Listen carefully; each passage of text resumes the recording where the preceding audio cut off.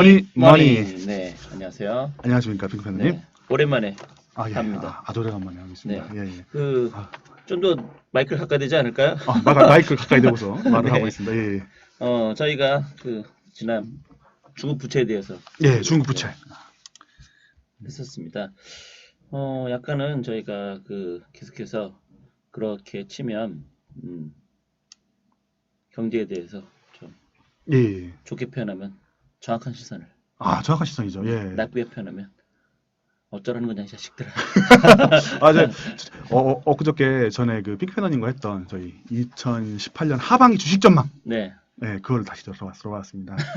그때 제목이 우리는 맞췄다! 네. 였었는데 역시 맞추긴 했습니다. 문제는 이게 아무도 인정을 못해요, 이제는. 인정 안 할 수는 없죠. 안 할 수는 없는데 그렇다고 인정하고 싶어 하지도 않을 것 같습니다. 이게. 네. 너무 곰님의 그 얘기를 들어보니까 너무 좀 씁쓸하네요. 이거 뭐 자유야? 그렇죠. 스스로 나는 맞췄는데 이씨 아무도 알아주지도 않고 이씨. 너무 슬펐습니다. 맞춰도 인정을 못 받고 이러면 갑자기 영화 블로거 생각이 나더라고요. 영화 블로거가 자기 비하를 많이 하는 블로거가 있거든요. 구글이라고. 이놈의 강아지도 애인이 생기는 세상. 그래서 얘기해서 나는 왜 없지? 막 이랬는데. 그래요? 예, 그런 얘기를 하는데 갑자기 이놈의 거 다 맞춰도 인정도 못 받고 더러운 세상 막 이런. 그래도 왜? 예. 나중에 누가 따라요? 성지가 될지. 성지요. 그렇죠. 성지순례 왔습니다라고 댓글이 달릴지 누가 합니까? 그러면 재밌을 것 같은데 저희 그런 일이 좀 있었으면 좋겠습니다. 예. 네, 그러면은 최근에 사실 저희가 경제적으로 많이 어려운 상태다라고 얘기를 해야 될 것 같아요. 예, 어려운 상태에서 빠져들어가는 지표도 뭐 안 좋고, 계속 안 좋아지는 것 같습니다. 흑자 나는 것도 나기는 나지만 줄어드는 걸로 나고 있고, 추세가 좀 그런 것 같습니다. 네, 그렇게 돼서 점점 좀 어려워지는데, 네, 오늘은 이제 금님이 그 중에서도 또 어떠한 얘기를 그럼 하실 건가요? 오늘은 인베스팅닷컴에 나오는 이제 국채 금리를 좀 한번 봤으면 합니다. 국채 금리? 예, 금리. 각 국가의 국채 금리를 보자는 거죠? 예, 각 국가의 국채 금리입니다. 국가가 이제 시장에서 채권을 발행해가지고 이제 그 돈을 이제 빌리게 되죠. 그때 이제 시장에서 채권 처음 발행할 때 말고 이제 거래되는 금리를 한번 좀 봤으면 합니다. 이게 좀 이상 현상이 발생을 해가지고 매우 좀 신기한 모습이 나타나고 있습니다. 뭐가 이상 현상이라는 거예요? 오늘이 2019년 8월 8일입니다. 그렇죠. 우리나라 기준 8월 8일에 유럽의 평균 국채 금리가 마이너스가 됐습니다. 국채 금리가 마이너스가 됐는데 8월 7일이죠. 유럽 그렇다고 기준으로. 하면 이렇게 마이너스 금리가 된 게 유럽이 예. 처음인가요? 아니면 그런 적이 있었나요? 2016년에 한번 조금 있었는데 전체가 평균이 마이너스 된 건 처음입니다. 이번이. 그러니까 2016년에는 유럽에 있는 국가 중에 몇몇 국가가 마이너스가 되기는 했는데 아마 그랬던 것 국채 같아요. 금리가 소규모가 있었던 것 같습니다. 지금은 그 유럽 전체 그거를 다 모아놨을 때 평균을 냈을 때 마이너스가 됐다는 얘기. 평균이 마이너스가 됐습니다. 이제. 그런 적은 그렇게 뭐 거창하게 표현하면 역사상 처음인가요? 처음입니다. 그쵸, 아무도 관심이 없습니다. 네, 역사상 처음 있는 일이다. 역사상 처음 있는 일인데 아무도 관심이 없기 때문에 저희가 다뤄서 빨리 올려보겠습니다. 그렇다고 하면은 유럽에서 유럽에 있는 뭐 유럽 파이낸셜이라든가 뭐 유럽 CNN이라든가 뭐 이런 경제 쪽에서는 상당히 난리가 났을 것 같은데. 그렇겠죠, 아마도. 그런 거 혹시 체크를 해보셨나요? 체크 안 해봤습니다. 블룸버그 자료만 딱 보고 그 금리 올라온 거 딱 보고서 야 신기한데 어쩜 이럴 수가 있지 이러고서 블룸버그에서도 뭐 이렇게 그게 뭐 헤드라인 뉴스로 나온 건 아니고 그냥 이제 블룸버그에 있는 어떤 데이터를 보시고서 마이너스네 뭐 그러면서 깜짝 놀랐다는 거죠. 이거 신기하다 막 그러면서 봤습니다. 자, 그러면은 뭐 이제 본격적인 얘기를 하기 전에 국채 금리가 마이너스인 게 왜 이상 현상이라는 건가요? 저희가 보통 돈을 빌린다는 것은 누군가가 이자를 주고서 그의 돈을 가져다 쓰는 거죠. 내가 소를 데려다 쓰는데 제가 쓸 때 소한테 뭐 먹이도 먹이고 다 하지 않겠습니까? 근데 소 빌려주는 사람한테 보통 뭐 이렇게 쌀 한 바가지라도 줘야 되지 않겠습니까? 1kg라도 주고서 빌려올 건데 지금 상황은 내가 소도 빌려왔는데 쌀도 1kg 받는 뭐 이런 상황이 되겠습니다. 그런 말죠. 돈도 빌리고 돈도 받고 빌려줘서 고마워로 돈 준다는 얘기네요. 그렇죠. 빌려가서 고마워. 그러니까 너한테 돈을 좀 줄게. 막 이런 상황이 벌어졌습니다. 그러면 그런 식으로 얘기를 하면 돈을 안 빌리는 게 이상한 거네요. 그렇죠. 안 빌리면 많이 빌리면 부자가 될 수가 있습니다. 아주 많이 빌리면. 어떻게 보면 이거네요. 돈 대출하시는 분 사은품 드려요. 이거랑 마찬가지네요. 그렇죠. 사은품으로 돈을 주는 거죠. 그렇죠. 뭐 그거랑 마찬가지네요. 되게 신기한 상황입니다. 그래요? 그런데 그게 왜 문제일까요, 그러면은? 한 번도 이런 얘기 없었죠. 그러니까 논리적으로 안 네. 맞죠, 원래. 내가 그렇긴 돈을 하죠. 빌리면, 그러니까 네. 돈을 빌리는데 그 사람한테, 뭐, 사은품으로 드릴게요. 돈을 공짜로 빌려가세요. 네, 네. 갖다 쓰시고 이것도 가지세요. 뭐 이런 상황인데, 그럼 빌려줄 이유가 없거든요. 가만히 있어도 원금인데 원금이 까져가니까. 네, 네. 빌려주는 사람은. 근데 이게 이틀 전 기준으로 약 한 15조 달러 정도가 네. 도달을 했습니다. 금액 자체는. 15조 달러라면 역시 또 안 하다 하니까 저번에 핑크님 말씀대로 중국이 12조 달러짜리 경제입니다. 네, 네. 예, 미국이 20조 달러짜리 경제고요. 네, 네. 5조 달러만 더 늘어나면은 미국 따라잡을 수 있습니다. 규모가. 그러면은 어떻게 보면은 유럽에서는 저기네요. 제발 돈 좀 빌려가. 그렇죠. 돈 빌려가면 상품권 100만 원짜리 줄게 뭐 이런 거네요. 그렇죠. 1000만 원 하면은 100만 원짜리 상품권 줄게 뭐 이런 식인 거네요, 뭐 지금. 0.05% 뭐 이런 식이라서 네, 네. 뭐 그게 크게 그건 없습니다만 어쨌든 그런 상황 벌어지긴 했죠. 네, 어쨌든 예. 그 돈을 좀 제발 좀 빌려가세요. 빌려가세요. 네. 그러니까 이게 국채였지 않습니까? 지금 저희 국채를 얘기하고 있는 건데 네, 네. 국채 말고 모기지 상품도 나온답니다. 곧 출시가 된답니다. 그러니까 사실은 국채라는 거는 까놓고 얘기해서 일반인들에겐 그렇게 큰 영향이 있는 건 사실 그렇죠. 아니잖아요. 대부분 이제 기관이나 이런 개들끼리 이제 환장하는 얘기죠. 하는 거기 때문에 아무래도 이제 그쪽에서는 이제 돈을 좀 굴리기 위해서 일부러 좀 마이너스 국채 금리를 발행할 수도 있긴 그쵸, 한데, 그쵸. 근데 지금 얘기하신 것처럼 모기지론에서도 마이너스가 나온다는 얘기인가요? 그러면은 주택담보대출은 아직까지는 마이너스가 없었습니다. 네. 그러니까 장기 고정금리는 없었습니다. 일단 상식적으로 마이너스가 된다는 건 말이 안 되는 그렇죠. 거죠. 상식적으로 이게 불가능한 얘기인데 네. 덴마크에서 이거 출시를 준비하고 있습니다. 10년 고정으로 단기로 있었답니다. 걔들도. 10년 고정으로 마이너스 금리라는 거예요. 그렇죠. 1억을 빌렸는데 네. 갚을 때는 뭐 9,950만 원 갚는 상황이 되는 거죠. 근데 이제 어쨌든 대출 금리라는 게 주택담보대출 금리라는 게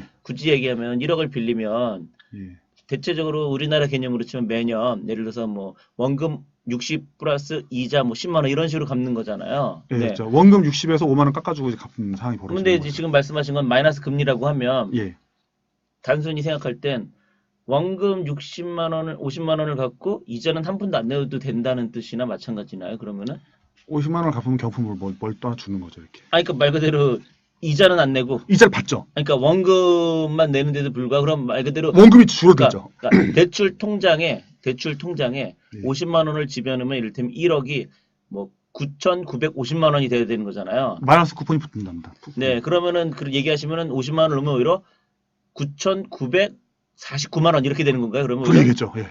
그러면은 안 빌리는 게 이상한 거네요. 빌려야죠. 그러니까 안 빌려주겠죠, 뭐. 왜 안 빌려줘? 우리 믿을 수 없으니까. 빨리 덴마크로 이민 가. 우리가 안 빌려주지 않고. 덴마크에 지인 없어요. 덴마크에 지인 없습니다. 그러니까 아직 출시는 안 됐고 10년 고정이라는 게 중요하죠. 그걸 빌리면 이제 10년 후에 뭐 어떻게 될지 모르지 않겠습니까? 근데 10년 고정이라는 게 그럼 10년 동안 이자 안 갚아도 된다는 뜻이에요? 원금 안 갚아도 된다는 뜻이에요? 어떻게 되는 거예요? 10년 고정 10년 동안 똑같은 금리를 빌리는 거죠.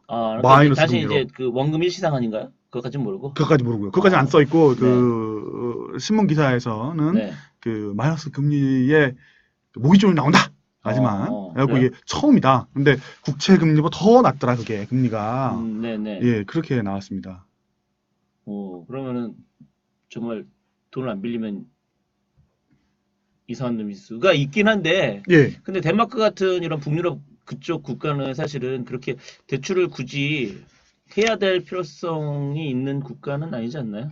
걔네 쪽이 대출은 뭐 한 120년짜리 끊긴 합니다. 네, 그러니까 그렇게는 하는데 이제 사실 뭐 지금 이게 대출 이제 주택담보대출인데 세계에서 대출을 제일 많이 하죠. 네, 근데 그쪽에서는 그렇게 치면 워낙 복지가 잘 돼 있어서 집을 안 사도 국가에서 어느 정도 혜택을 주니까 없어도 되지 않나? 이런 의문도 사실 생기는데 그렇게 되면 그거는 상관없나요? 안 그런가요? 온 국민이 집을 사고 싶어 합니다. 덴마크도 온 국민이 집을 사고 싶어 하나요? 온 국민이 그렇죠. 예. 집값이 계속 올라가거든요. 우리보다 그러면 더 집을 사고 싶어 하나요? 집을 사는 이유는 딱 하나지 않겠습니까? 집값이 올라가니까 사고 싶어 하는 거죠. 집값이 떨어지면 아무도 안 사고 싶어 하지 않겠습니까? 그러니까 거기 집값이 뭐 저희는 잡히는데 걔는 잘 안 잡히거든요, 집값이. 그래서 그렇게 계속 올라간다. 치면은 지금 금님이 얘기한 거는 우리가 알고 있는 일반 상식이랑은 약간 좀 다르네요. 덴마크라는 그런 것들은 복지가 워낙 잘 돼 있기 때문에 집값이 더 올라가죠. 그러니까 말 그대로 이제 워낙 이제 안정화가 돼 있어서 굳이 이제 국민들이 집을 안 사도 말 그대로 국가에서 어느 정도 지원을 해줘서 임대로 살아도 별 불편함 없이 살 수 있다. 불편하게 만들겠죠. 불편하게 만들어야죠. 아, 이게 집을 사는 것보다 네. 그게 덜 불편하다 하면은 이게 뭔가 차별이 있지 않겠습니까? 국가에 세금을 내는 사람과 덜 내는 사람과 차별이 있겠죠. 그리고 또 집을 산 사람은 집값이 계속 올라가기 때문에 자산이 증식이 되겠죠. 세금 다 떼어가겠지만 그 남는 게 있으니까 다른 것들은 뭐 벌어봐야 절반 이상 떼가지 않겠습니까? 그렇죠. 복지국가에서. 그럼 자산으로의 증식이라도 필요할 거니까 거기는 상속세가 없습니다. 그 나라는.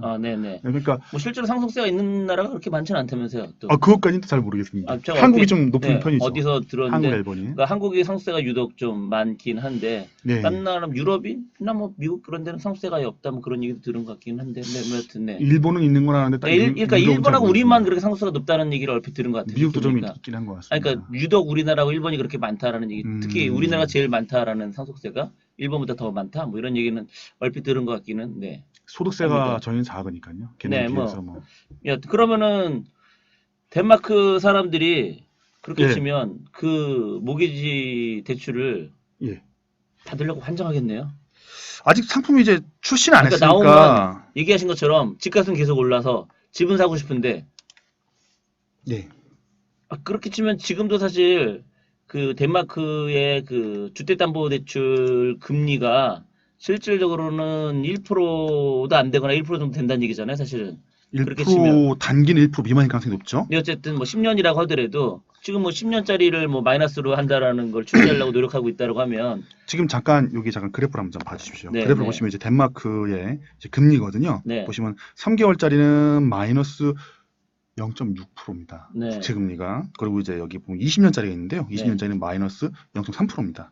10년짜리가 마이너스 0.5%인데요. 0.519. 덴마크에는 실시간 금리입니다. 그러니까 덴마크에는 전부 다 마이너스야? 예, 다 마이너스입니다. 그러니까 엊그제까지 이 정도까지 아니었거든요. 0.551은 아니었어요. 0.518은 아니었어요. 그러니까 오늘 떨어졌거든요. 그리고 0.5짜리인가를 출시한다는 거였습니다. 그리고 국채보다 더 싸게 해주네 했는데 그 사이에 국채가 더 떨어져가지고 국채보다 비쌉니다.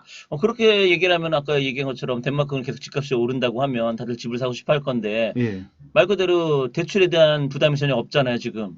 앞으로는 잘 모르죠. 그러니까 어쨌든 지금 당장은 대출에 대한 부담이 전혀 없는 거잖아요. 그러니까 이제 내가 덴마크 사람이면 아파트가 계속 오르니까 사고 싶은데 그럼 우리나라로 치면 그래 대출을 좀 쪼여놨잖아요, 우리나라는. 그래서 근데 덴마크는 그렇게 쪼여지진 않았을 거 아니에요, 우리나라처럼. 안 쪼여도 대출을 못 하죠. 왜요? 대출 안 하죠. 왜요? 집값이 오른다며. 대출은 나는 받고 싶겠죠. 그러니까 금융기관은? 금융기관이 안 해준다고요? 금융기관 해주고 싶은 이유는 없지 않습니까? 왜요? 마이너스 금리인데? 그러니까 지금 아까 얘기했던 마이너스 금리가 아니라 하더라도 아까 얘기한 것처럼 플러스 금리면은 플러스 금리면은 걔도 해주시겠죠. 그러면 해주시겠죠. 그렇게 치면은 덴마크 사람들은 너도 나도 다 집값이 많이 올라가고 대출 받아서 집 사고 있겠네요. 지금 집값이 올라가고 있죠. 집값이 올라왔습니다. 우리도 만약 1%라고 하면 자기 능력 최대치까지 다 웬만한 사람들은 하려고 노력하지 않을까? 집값은 오르고 대출 금리는 1%라고 그러면은 제출 안 해주겠죠. 왜 또? 은행이 위험도는 높아질 것이고, 위험도는 높아질 것이고, 저는 못 믿겠죠. 제가 설명 이렇게 했거든요. 우리 집 앞에 있는 군밤장수한테 내가 돈을 빌려준다. 생각해보시라. 30%면 빌려주고 싶겠는가? 빌려주고 싶을 것 같아요. 근데 0.5%랑 빌려주고 싶겠는가? 연간 0.5%에. 별로 빌려주고 싶은 마음이 없을 것 같아요. 그렇게 마이너스 0.1%라면? 그 말씀하신 것처럼 그런 관점에서 보면 덴마크 집값은 오른다고 했으니까 지금까지는 그랬어요. 지금까지 마이너스 아니었으니까. 그렇다고 하면은 돈 있는 사람들만 집을 살 수 있었겠네요. 지금까지요? 지금까지는 다 샀습니다, 다들. 그러니까 저는 이제 지금까지 볼 때 대출 금리가 1%니까 너도나도 다 그러니까 미래가 아니라 그러니까 지금부터 과거까지는 덴마크 사람들은 전부 다 대출 1년 전에는 다들 열심히 샀죠. 근데 지금은 다 살 수 있을까 잘 모르겠습니다. 대출을 해줄까? 파악이 아직 안 됐습니다. 그건 안 된다는 그 이전에는 복지 달려 있었기 때문에 열심히 샀습니다. 저희 어떻게 합니까? 벌써 15분이 되었습니다. 그러면 요것만 맞아. 그러면은 덴마크에서는 1년 전에 그렇게 했었는데 그 뭐 작년 뭐 후반기부터 지금까지는 덴마크가 마이너스 금리로 돌아서면서 은행에서는 대출을 자체적으로 안 하려고 하고 있다. 그것도 아직 알 수 없습니다. 왜냐하면 저번 달, 그러니까 한 달 전에는 그래도 30년짜리는 20년짜리는 최소한 0.02%는 줬습니다. 어쨌든 그렇다고 하면은 뭐 지난 한 5월 2019년 5월, 6월까지는 그럼 덴마크 사람들은 전부 다 열심히 능력만 되면은 다 대출받아서 집 샀겠네요. 그럴 가능성도 있겠죠, 아마도. 그랬다고 하면은 집값이 안 오르는 게 이상하네요. 예, 그러니까 그 경기가 지금 되게 안 좋거든요, 유럽이. 집값은 올라가더라고요. 오, 근데 이해는 되는데 이제는 잘 모르겠습니다, 사실은. 결과 뭐 사실은 지금 얘기하신 바가 굳이 얘기를 하면 뭐 우리 방송이라서 자꾸 우리 책 얘기를 하지만 부동산에 보이지 않는 진실과 부동산 투자 사이클에서 주구장창 얘기했던 그 지점이기는 사실 하잖아요. 전 세계적으로 같이 이제 동조화가 돼서 이제 이게 움직이는 거지 한국만의 가격 상승은 아니다. 뭐 이런 얘기를 사실 그쵸. 부동산 진실하고 사이클에서 얘기했던 부분이긴 하잖아요. 네, 그렇습니다. 하여튼 그러면은 뭐 우리 그 유럽의 마이너스 금리 이제 도입부인 것 같은데 도입부 15분 하고 잠깐 쉬었다가 늘 그렇듯이 자 그럼 일단 오늘 방송은 일단 여기서 끝내는 걸로 하겠습니다. 여러분 안녕.